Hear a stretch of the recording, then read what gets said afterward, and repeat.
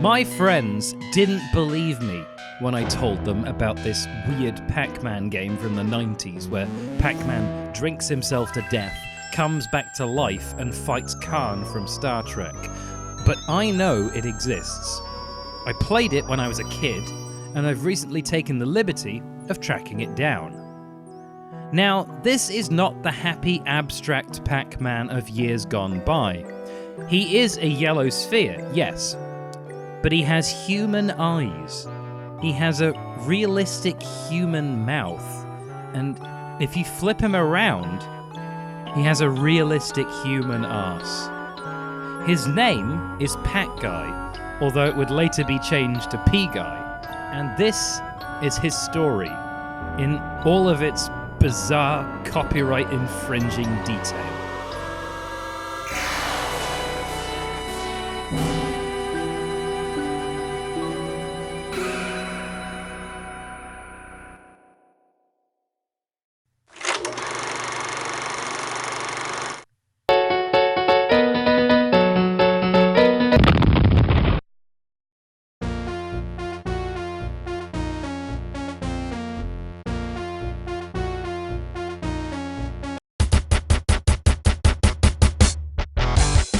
So the situation I want you to imagine is that you're 8 years old and your parent, whichever one you like less, they get back from the store and they say, "Child, I have purchased you this video game. It is Pac-Man, I think. I used to play this in the arcades back in the 80s, back when I was young, back before I'd ruined my life. Of course, back then all you needed was a quarter, and that'd leave you with at least a nickel to ride the blimp home." "Gee, thanks," you'd say. You'd slam that CD-ROM into the Beige family PC, you'd boot up the game, and you'd be greeted with this fever dream vomit of random stock imagery, flashing colours, and MIDI renditions of popular music. Like, this is an actual product that was sold in Walmart, although, in their defence, they did object to some of this. Not that I got it from there. I live in the UK and there are no Walmarts. There's only the shop from open all hours. You know, you'd go in there and Ronnie Barker and David Jason would be there and you're just trying to pick up some jelly deals and toad in the hole, but Ronnie Barker won't stop doing his fucking stuttering comedy bit. It's not funny, Ronnie. It's not funny that people have speech impediments.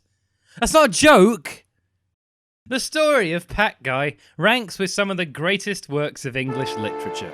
It begins thus. Pac-Guy, convinced that no one cared about him anymore, drank himself to death. It turned out he was wrong, so he rose from the dead to continue his quest. Calling Pac-Guy's story a random events plot is really underselling it, in my opinion. I like to think of it as biblical, both in its scope and its ineffable wisdom. But nobody's taken a coin out of a fish's mouth. But before I go into detail on the story, I do briefly want to describe the gameplay. It's about what you'd expect for a budget maze game of this time. You collect all of the dots and you avoid the enemies. But while Pac-Guy is often attacked for being a low-quality Pac-Man clone, that's really where the similarities end. For one, none of the objects in the game are constrained onto one-dimensional tracks like they are in Pac-Man. Pac-Guy spends a lot of his time getting stuck on walls and corners, while enemies bounce around with behaviours that are effectively random. The level layouts aren't really mazes either, thanks to an overabundance of dead ends and bottlenecks. Instead of power pellets, the game has these laser pellets that you can pick up and fire at enemies. But these are quite sparse, and there are normally only just enough to kill every enemy in the stage. Which you won't be doing, by the way, owing to just how fast and erratic these enemies are. The idea of Pac-Man with a gun is not without merit, but the lack of any real AI strips the game of any resemblance to Pac-Man. This isn't the kind of game that you have to think about, to strategize. It's more the kind of game that you just have to deal with. But this dry gameplay talk is not what you're here for. You want to know why he ends up fighting Khan from Star Trek. And believe me, so do I, but the game offers no explanation. One of the first things that happens is that Pac-Guy's car is destroyed by a pair of bees operating a cannon. The game takes a 30-second break to reenact the end of Return of the Jedi.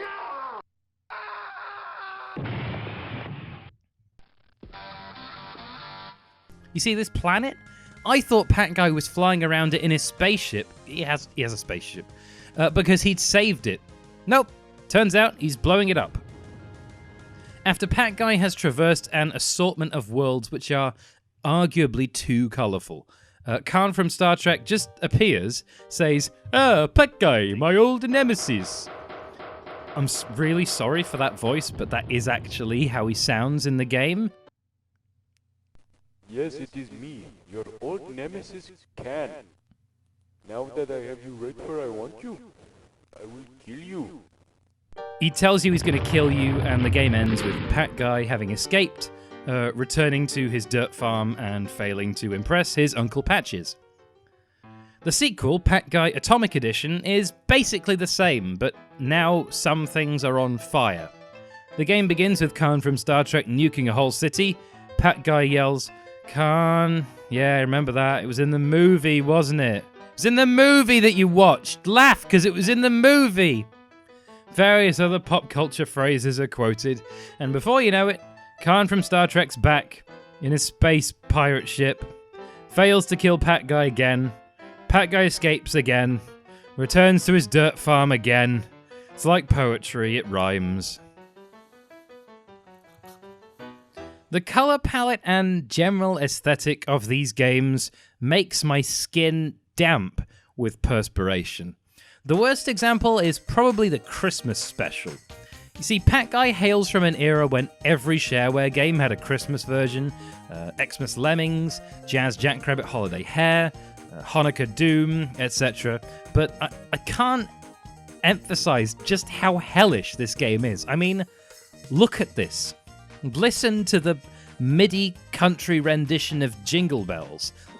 Look at that animated gif of a train in the upper right. Look at this nutcracker dude. What's his deal? These visuals are actually giving me a headache. The primary antagonist of Pac-Guy Christmas Edition is a machine that shakes a ball. I don't know, Pac-Guy. Maybe the ball deserved it. Overall, I give Pac-Guy 1 4 out of 4 candles.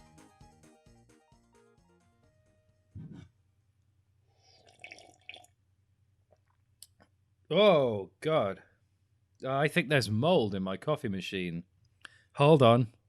Here's the sound of me drinking the mold.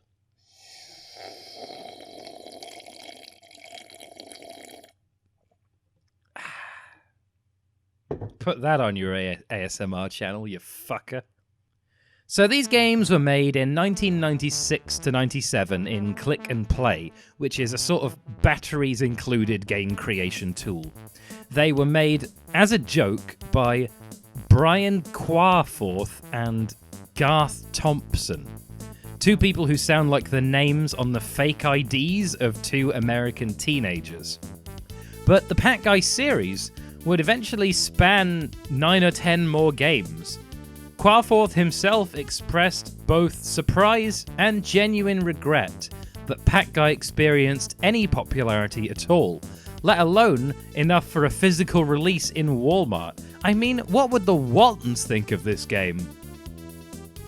But before I can begin to ruminate on the moral implications of Pac-Guy, and maybe pretend all of this was going somewhere and had some kind of meaning or lesson to it, I'm going to describe the random events plot of this game series in excruciating detail. Pac-Guy 2 begins with Pac-Guy, home at his dirt farm, being alerted to some kind of commotion by his two nephews. At least I assume they're his nephews. Everyone in this game is related diagonally. Anyway, he checks it out, and what do you know? It's a tiny Borg cube. After wandering around, he jumps into some glowing radiation juice and runs away. At this point, I'm pretty sure his house is like 20 feet to the left, but he ends up lost in the wilderness. He has an encounter with this sexy, indestructible crocodile.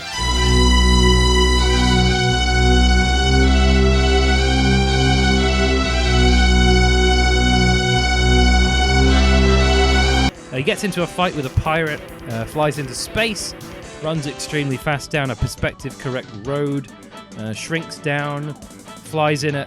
Hot damn, is that a fucking blimp? Gets abducted by the Borg again, and after a brief confrontation with the Borg King, this happens.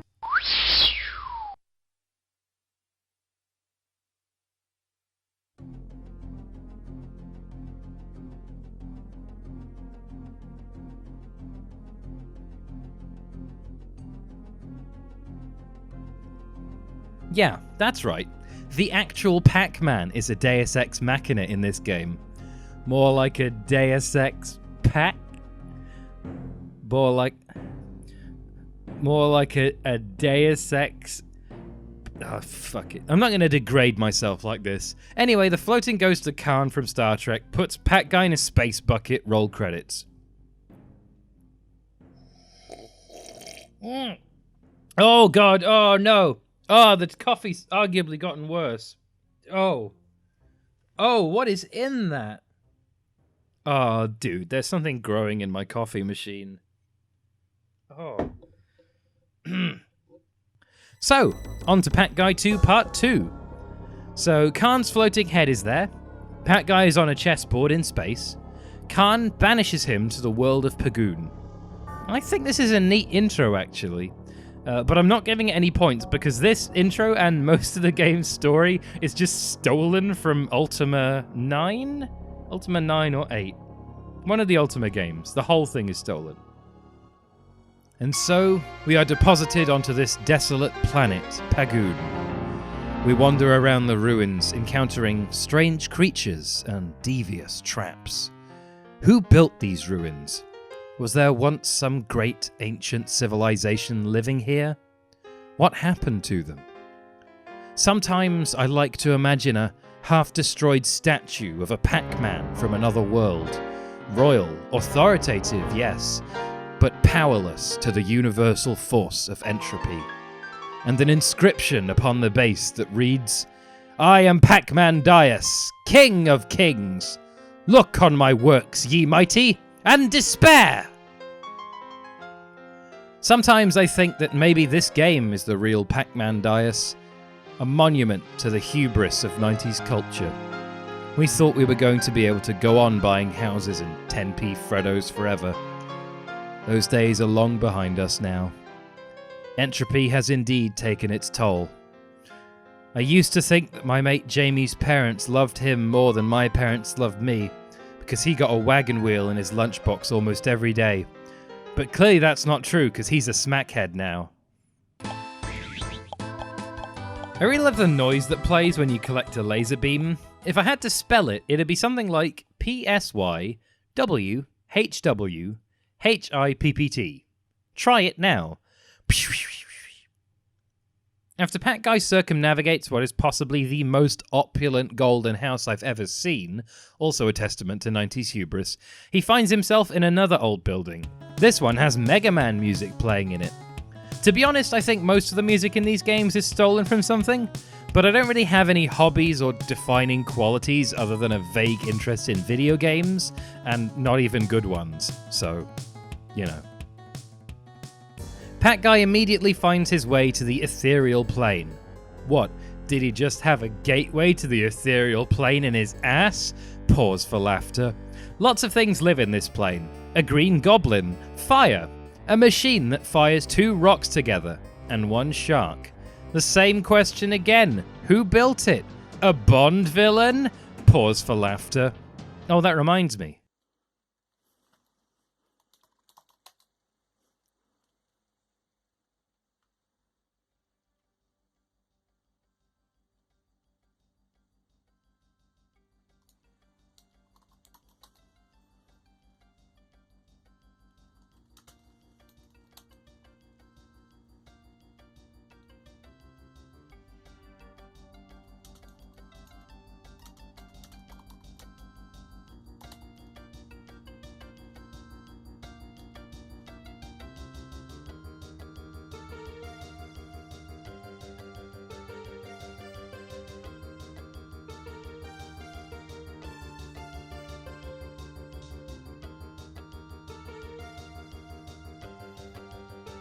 Wow. Richard Keel is dead. He played Jaws, you know. Pac-Guy gets on a bridge and walks all the way through space back to his home planet. Boy, must his lack of legs be tired. Pause for laughter. He finds a giant statue of Khan from Star Trek. Roll credits. The third and final game in the Pac-Guy 2 saga is Pacula's Curse. Now, for this game, the creators decided to sell the thing themselves as shareware. You know, previously, these games had been sold as part of a compilation that you could buy, but you could also just download them for free. But this was shareware, and I bought it. Yes, this is my actual copy of Pacula's Curse, and those are my actual hands. Sorry for the hand motions. I used to be a hand model. Oh yeah, it was honest work. You know, it never hit the big leagues, though. I knew a guy who was Orlando Bloom's foot model. Paid damn well. Great benefits. Anytime you see Orlando take off his shoes, it would just cut to this guy's feet. Orlando Bloom's feet are covered in horrible pustules and stuff. Of course, nowadays they just CG his feet, don't they? Anyway, couldn't hack it in the hand modeling industry. Sure, it paid the bills, but it was all just a bunch of hand jobs. So here it is, Pacula's Curse. Pac-Guy wanders around this beautifully rendered wasteland, encountering many a foe, until finally he happens upon Uncle Patches. Patches at this point has been mentioned constantly in the storylines for these games, but this is the first time we actually see him, and... Wait, is that the guy from Pac-Guy Resurrection? Why was he so happy about his own nephew's death? I mean, everyone was happy at my great-uncle's funeral, but then that's because everyone thought he was a paedophile. So Uncle Patches tells Pac-Guy that the land is now owned by Pacula, who is a vampire, and everyone has to donate their blood to him, like we do right now to Jeff Bezos. Pac-Guy hatches a plan to infiltrate Pacula's fortress. There's new mechanics in this game, and actual boss fights as well. And, you know, I think they did a pretty good job. In fact, this one even has voice acting. Pac-Guy himself sounds like a third Coach Z, a third George Geef, and a third someone butchering an unplaceable regional accent. What has he done to my planet? Ken will pay dearly for this. But first, I'm gonna need some supplies from home for travel through this wasteland. My only real problem with this game is that there are some frustrating level gimmicks, particularly this level, where you have to go back and forth across this trap area endlessly. Like, geez, if I wanted traps, I'd go to... No, hold on, I gotta take this. Hello? 2007? You want your joke back? Yeah, okay, fair enough. No, it's okay. There's a reference to the X-Files coming up in a few minutes. What? No, people totally remember the X-Files. Okay, see ya.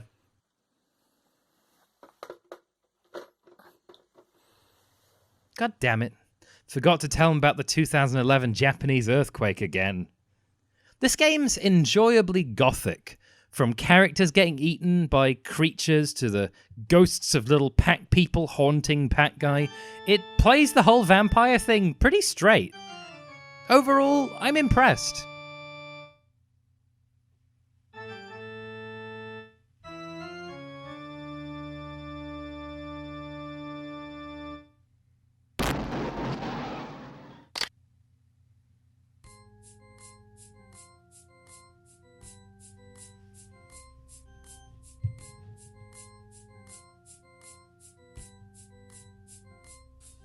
It's not easy trying to live when you're the living dead.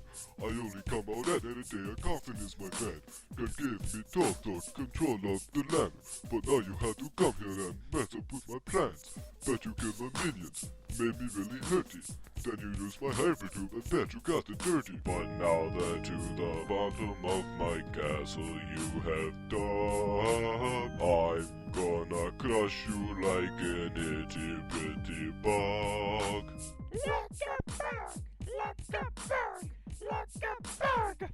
Wow. Nothing I ever do will be as ironically shit as that. Guess it's time to be sincere for once in my life.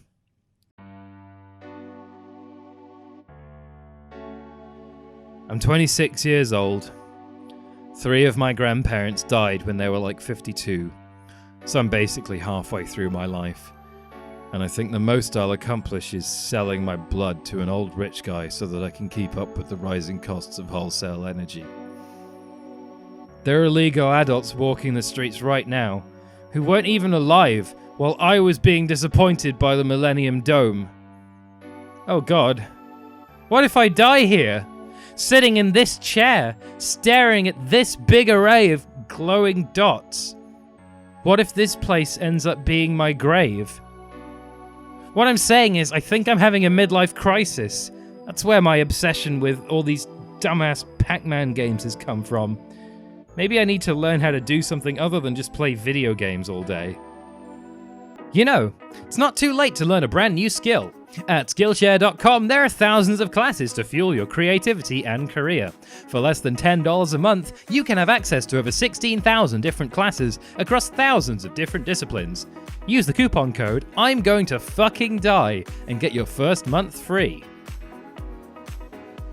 Before we wrap up on Pacula's curse, I have to give a special mention to the Pacula boss fight at the end of the game. Pacula spends the whole fight randomly morphing into different creatures. Oh no, that must have been the coffee. I feel like something growing inside of me.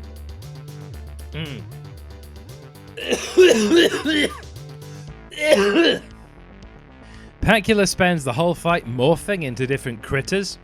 Some of these critters are really easy to attack, and others have ridiculous patterns which basically just kill you instantly. Also, some of them are invulnerable, and some of them are invulnerable and heal Pacula.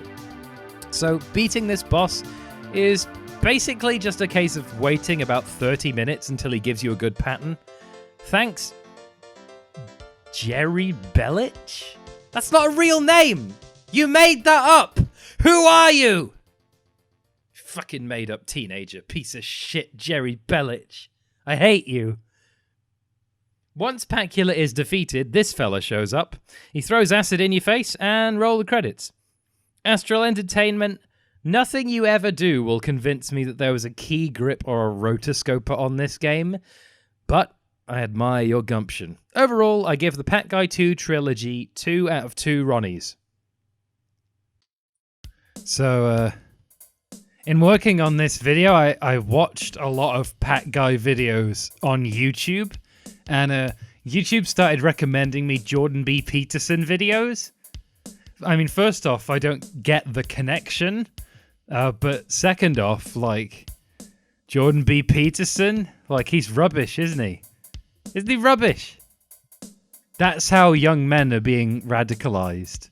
They get to watching all these Pac-Guy videos, and then Jordan B. Peterson comes out and he's like, lobsters, or whatever. I don't know. The point is, Jordan B. Peterson's not very good, okay? So if you disagree with me, well, I want to offer you an olive branch. I'll make a mildly anti-Semitic joke, but I'll only make it at the end of the video, okay? So keep watching.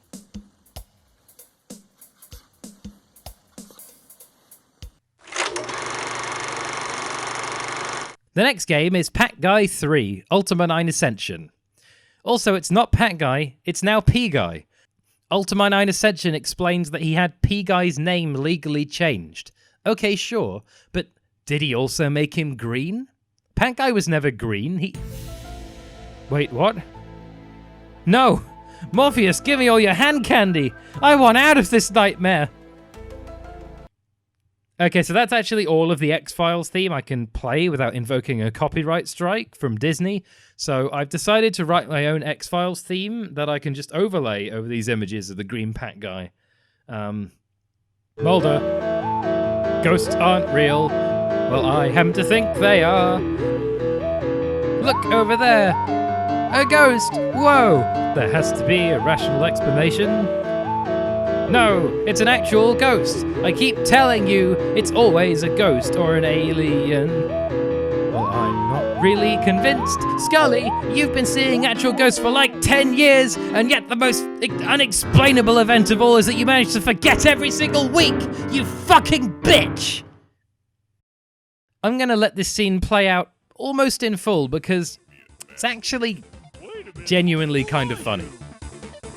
I'm the one who splashed you with acid and trapped you in the all-day dungeon almost 18,000 years in the future. What are you talking about? Whoa, you doubt me? If you don't believe me, look at the all-day calendar. It's the year 1999. Three things about that calendar.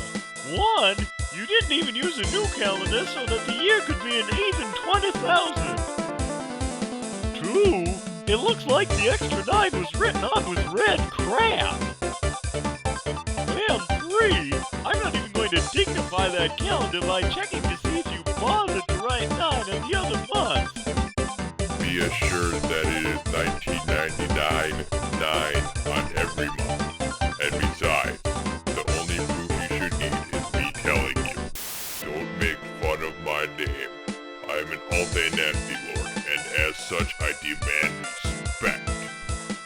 How did a person like you ever become a nasty lord? When Khan took over the planet, I was a major executive at the Cap, so we figured I would have the natural ability to manipulate people and dominate them in evil ways. I was also able to best Khan in an all-day contest of magic ability. Magic? You mean you can cast spells? No, Magic the Gathering.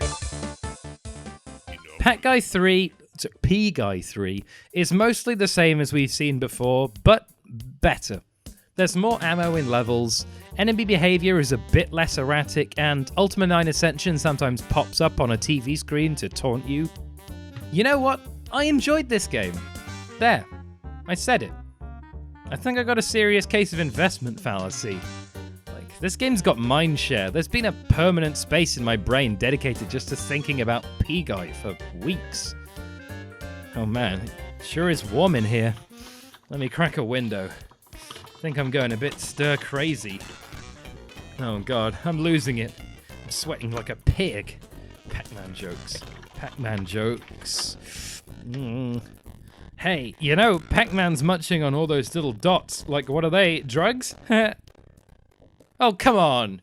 There are still people out there reading Control-Alt-Del. By your standards, that was like Oscar Wilde. Okay, here's the deal. Took me 7 hours to write that joke. You want a better one? Use my referral code for... Wait, hold on. My sponsorship is for Blue Apron? Fuck. How the fuck am I supposed to lean into that so that people will be tricked into watching the ad? Ugh. Hey, speaking of munching on things, did you know you can get food delivered to you? No, it's not cooked. No, you have to do that yourself. Look at all these characters. You got Pac-Guy, P-Gal, the father, Road Cone, Julius and Frankfurt, Leah Silverberg. Classic characters. To cut a long story short, you fight some chompers, you fight some clones, some other clones, the occasional boss, and then you get to the final boss. Ultima 9 Ascension. It's an extremely bizarre boss fight where he sings the soundtrack from CPR training and just fires all this crap that you have to dodge.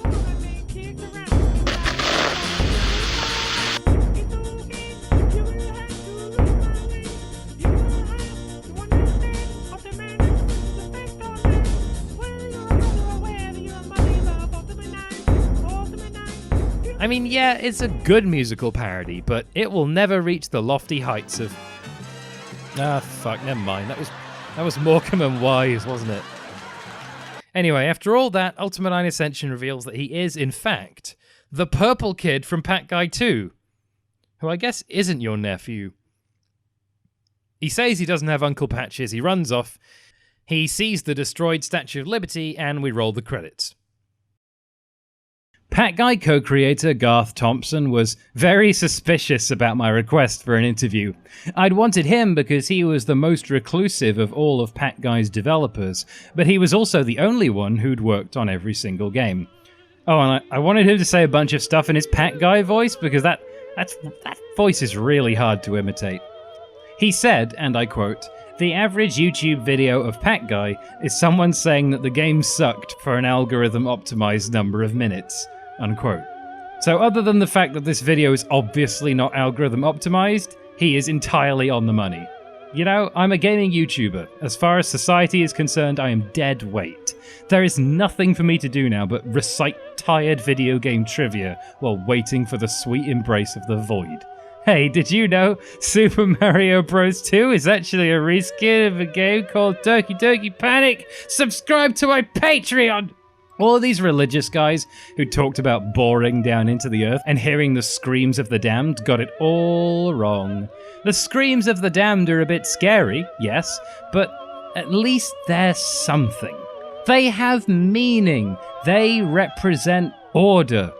No, the scariest thing of all is that, in reality, no matter how far they drilled, they didn't find a goddamn thing. Not even oil. That's why Skippy the bush kangaroo was always finding little kids trapped down wells. They were drawn to the nothing, like bees to the window of the guest bedroom at my parents' house. In J.S. Bach's composition, The St. Matthew Passion, BWV 244, he evokes the fiery bottomless pit, oh hell, not with screams or cries or harsh dissonance, but with nothing, with dead silence. Also, I guess, you know, Australia's full of holes in the ground, and it's cheap to film in a big hole in the ground, isn't it? I mean, think about it. What useful work do YouTubers do? What do they produce? Nothing. Most of the time, a game is bad, and somebody hits it with a hammer until the cartridge breaks. You better be recycling those plastic pieces, game reviewers. You're already contributing to our drawn-out cultural demise. The least you can do is not also literally kill the planet. I watched almost every Pac-Guy video on YouTube. Out of all of them, Handsome Spiegels was probably the worst. A guy laying sideways on a couch in the middle of a hoarder house, mumbling to himself about nothing. I went on Handsome Spiegel's Twitter account out of a sick sense of voyeurism, and I found nothing but Ben Shapiro retweets. I put the following question to Garth. Now that I've watched every single Pac-Guy video on YouTube, why is my recommendations list full of Jordan B. Peterson videos? I mean, sure, I'd like to say that I've hit the bedrock of garbage YouTube, but the hole keeps on going, down and down, forever. Garth thinks it's to do with ValueSoft, the publisher of the Pac. He says, and I quote, "They gave the heavy implication that no gay characters were allowed. Yes, somehow that came up. I don't remember how. I'm honestly not sure that even a heterosexual relationship is portrayed in Pac-Guy. Maybe ValueSoft volunteered this on their own, which is even more baffling to me in retrospect." Also, after the Pac, one of ValueSoft's very next games was War in Heaven, co-created by Theodore Voxday Beale, who, if you haven't heard of him, is basically Jordan Peterson if he thought that Jungianism from 1921 was too newfangled, so instead went back to 1861 for pure social Darwinism. So I made some shareware and freeware games back in the early noughties, the sort of same time that these games were kicking around, and I put them on 2cows and download.com and stuff, and oh boy, people hated them. That's okay, they were bad. Though it would obviously be taking the piss if people were still harping on about them 20 years later. I made this one game where a dog died in 9/11. It was shortly after 9/11, and at the time it was crass and tasteless. But now, of course, it's perfectly fine to make jokes about 9/11, so it's aged like fine wine. The 2cows.com shareware times were good times. Nobody really knew how to make games, but everybody was making them anyway. It was a time before centralization and corporate control of information. Like, goddammit, I don't care if the games were bad, they were ours.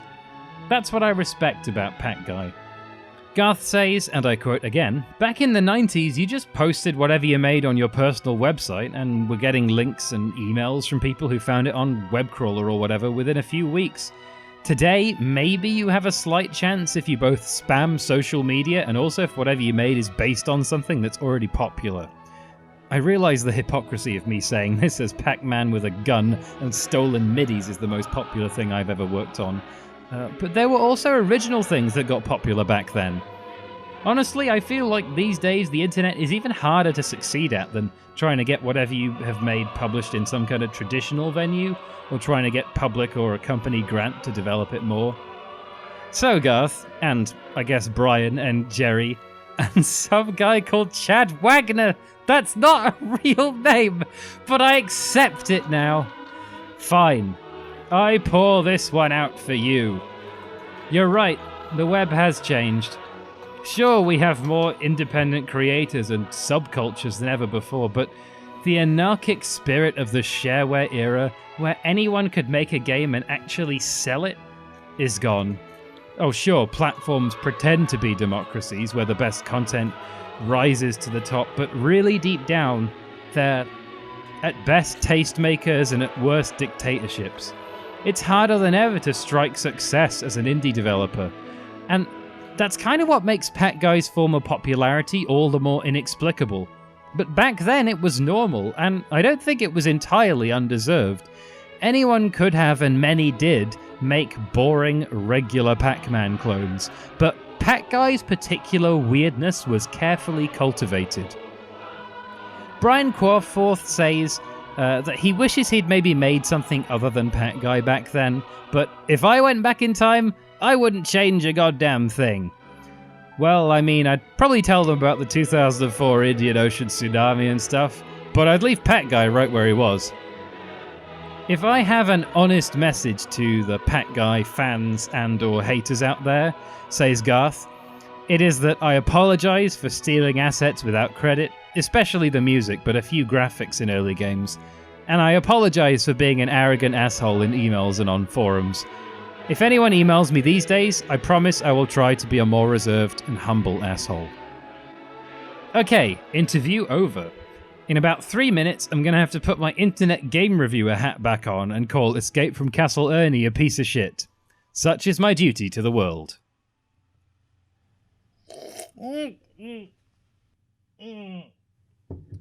After a brief multiplayer excursion called Pea-guy Arena, which I'll ignore because I don't have any friends, the next and final game in the trilogy known as Pea-guy Vengeance or Bust is called Escape from Castle Ernie. Unlike previous games in the series, this one has a pre-rendered 3D look, which is quaint, by which I mean it sucks. After another unearned musical number, Pea-guy and his friends head off to the castle of Ernie Smeller, known psychic, and also this guy who pushed you off this platform at the end of Pacula's curse. Their quest? To finally retrieve Uncle Patches. They have the bright idea of sneaking into the castle through the back door, and so they run straight into old Ernie Smeller, who, it turns out, isn't really psychic at all. He just has a giant, very powerful magnet. Wow. Holy crap. Look at the big old hole that magnet comes out of. Look at how deep it is. I wonder how deep that hole is. You know, when I was a kid, my parents took me to see the world's deepest hole. True to life, it really was the world's deepest hole. You could drop a penny down there or a rock and never ever hear the noise of them hitting the bottom. They sent cameras down there attached to little tubes, but they could never get the tubes long enough. They sent little robots with tracks that grip along the side, but they just kept going down and down for miles and miles. Like there's no goddamn end to that goddamn hole. Nobody knows how deep it is, just a black pit that probably goes right to the center of the earth. Now, mentally, you picture the hole, but I didn't tell you the type hole that it was. Maybe you pictured a hole that could comfortably fit a mid-range family car. Well, it turns out The world's deepest hole is only about 8 inches wide. But I tell you, that hole is always with me. After an extremely easy boss fight, Ernie locks the door behind you, meaning that you have to do all of the mazes in reverse order. And it's at this point it becomes apparent that Castle Ernie is some hot garbage. On the default setting, the whole game is about 3 times slower than all of the previous Pac-Guy games, and the viewport is about 3 times smaller. You can barely see anything, so navigating the mazes is an enormous pain in the ass. The game has different weapons, but the weapons now fire from the side of Pac-Guy, and the projectiles are really narrow, so it's very easy to miss enemies just because the bullets aren't centered on Pea-guy himself. Some weapons, like this shotgun, fire in a random direction, which just compounds the issue.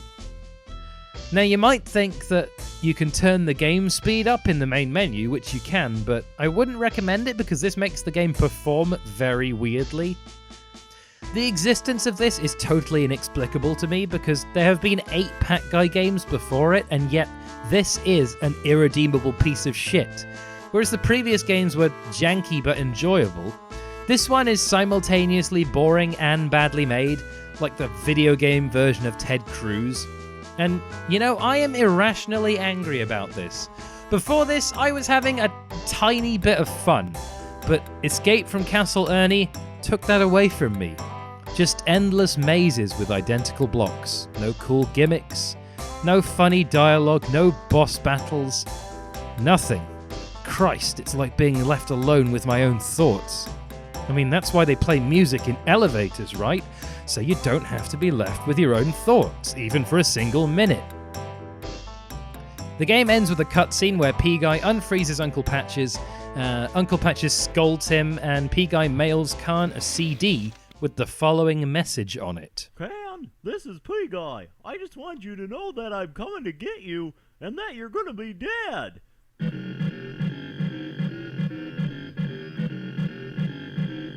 I'm coming to get you. You're gonna be dead. At the bottom of a river. With a hole in your head. I'm coming to get you. Yeah! Yeah, I admit it, that's pretty funny. But this is a complete afterbirth of a game compared to a lot of the others. You remember at the end of Pac-Guy 2 where Pac-Guy meets the actual Pac-Man? Like, that was cool. Why couldn't we meet other knockoff Pac-Man like 3D Maze Man or Hungry Horace?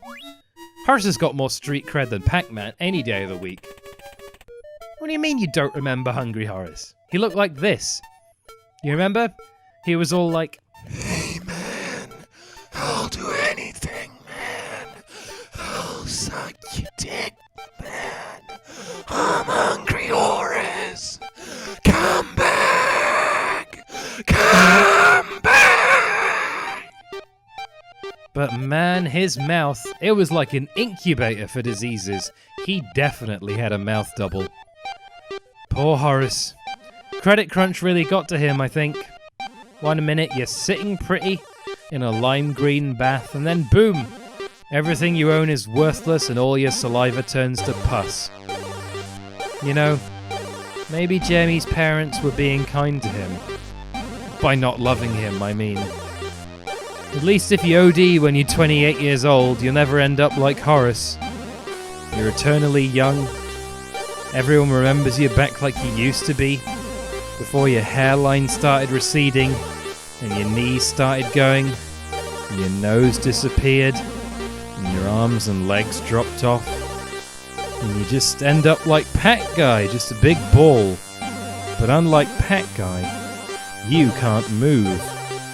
The world is moving and you're still. It's all relative. It's the illusion of motion, like scrolling the background layer in multimedia fusion.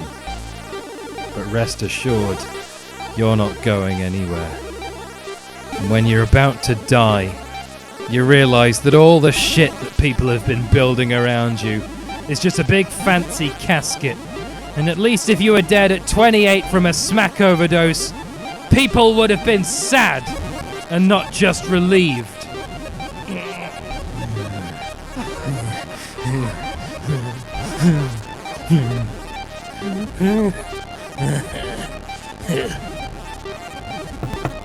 Pac-Guy, is that you? I still haven't bothered to change my legal name back from Pea-guy, but yes, it is me. I rose from the dead once again. Pea-guy, help me. I've got that feeling like you get when someone says, "Did you hear the news?" in an urgent tone, and you feel like something terrible has happened, but you don't know what. Only I can feel it all the time, so I feel like that terrible thing is just my life. What the fuck do I do? There's nothing you can do, nowhere you can go, nothing you can change. The pain and loss that you feel is for a time that never really existed, a past that never really happened, and a future that couldn't possibly come true. It was nothing but a childish delusion. I don't believe you. This is clearly just something that I've done wrong. I can fix it though, I'm still young, I still have time. You really don't get it, do you? This is it. This is all there is.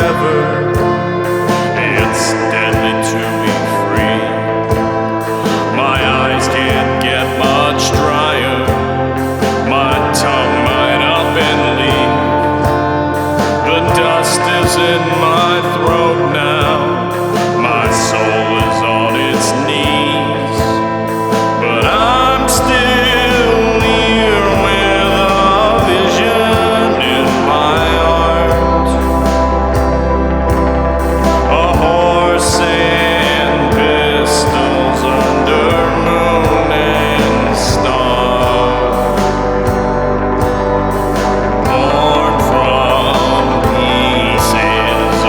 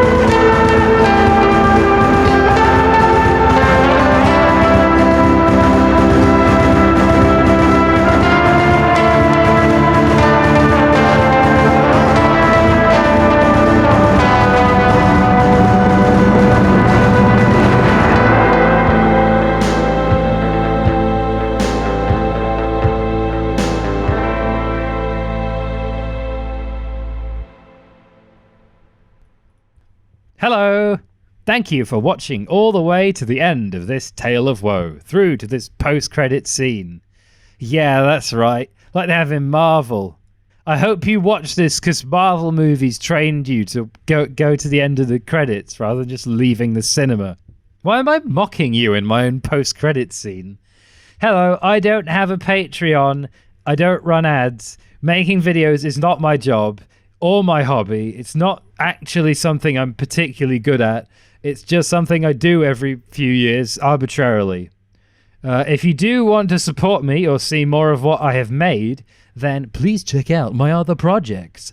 I write electronic music, mostly with vintage synthesizers and samples, which you can download for free or stream online, including Ode to Hungry Horace, which played during this video. Yeah, just go here or Google Volvadrex. I'm on Spotify, I'm on SoundCloud, Bandcamp, whatever.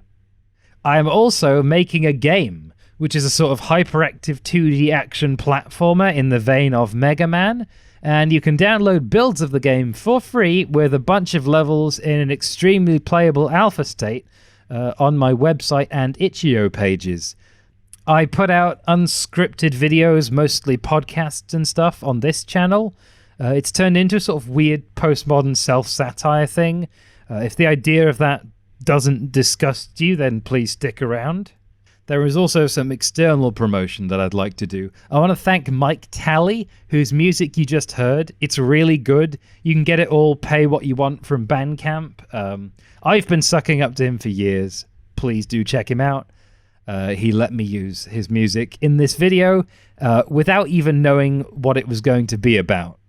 And of course, I must thank Garth Thompson, Brian Quarforth, Jerry Bellich, Chad Wagner, and whoever else is in the Pac-Guy posse.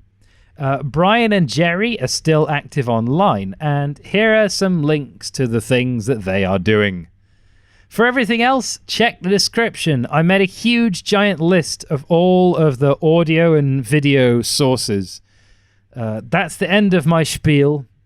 Hold on. YouTube, make everybody do this to increase engagement. This is the manual that they give you.